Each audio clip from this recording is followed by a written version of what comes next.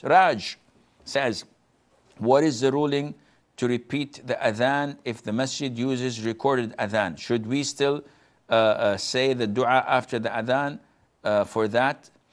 So Raj is asking about a scenario that is taking place in some masjids around the world, and that is, they do not let a person call the adhan. The adhan is the call for prayer.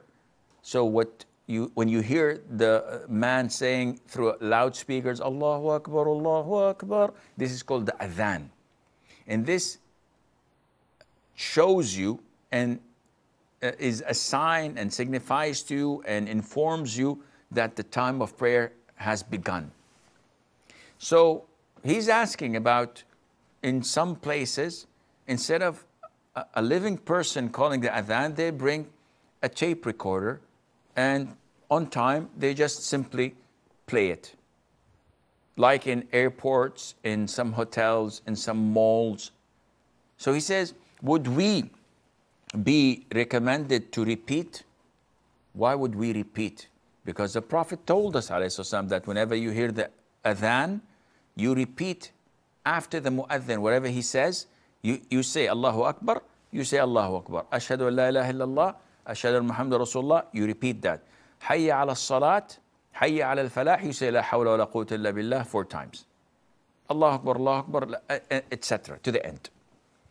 And then you offer salutation to the Prophet ﷺ and ask Allah for him the wasila, which is a status and a level in Jannah that is only allowed for one person to be there. And the Prophet says, I wish and hope that I'm the one and he's the one, without any doubt in that.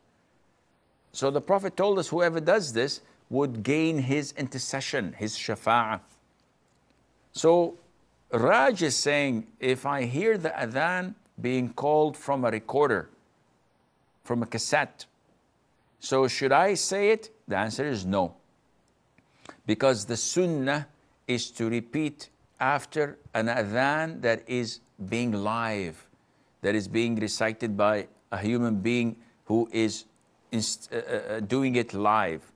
Recorded one does not give you any reward, and this practice should be abolished, should be stopped.